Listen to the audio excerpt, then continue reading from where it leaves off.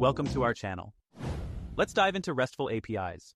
RESTful APIs are essential for connecting apps, platforms, and devices. But what happens when something goes wrong?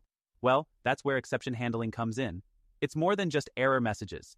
It's about making your API reliable and user-friendly.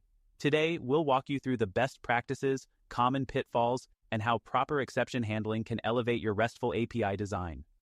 Why is exception handling so crucial? Picture this. Your API interacts with a variety of clients, from mobile apps to IoT devices. When errors occur, a generic message like internal server error can be frustrating for both users and developers, providing no clear insight into the issue. Common errors in REST APIs fall into three main categories. 1. Client errors, 4xx, like invalid inputs or unauthorized access. 2. Server errors, 5xx, due to internal issues like database problems or unhandled exceptions. 3. Third-party failures. If your API relies on external services that may fail or time out, handling these gracefully helps maintain trust and usability.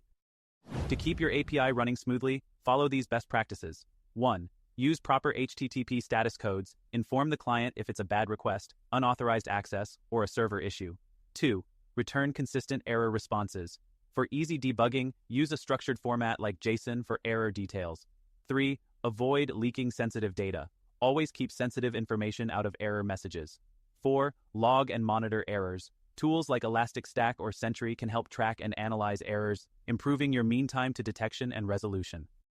Let's look at some code. In this Python Flask example, we use structured JSON responses to handle common errors like 400 for bad requests or 500 for server issues. By keeping responses clear and standardized, your clients always know exactly what went wrong and why. You can freely copy the code in our attached link or make a screenshot. Did you know that 60% of API errors are client-side issues like unauthorized access? According to recent studies, APIs with proper exception handling see better performance and lower downtime.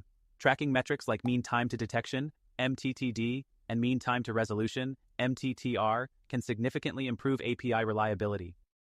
In the end, exception handling in REST APIs goes beyond just fixing errors. It's about creating a robust experience for clients and developers alike, minimizing downtime, and ensuring secure and reliable performance. Want to dive deeper? Check out our full article on our blog where we cover detailed code examples, common pitfalls, and more analytics to make your API better.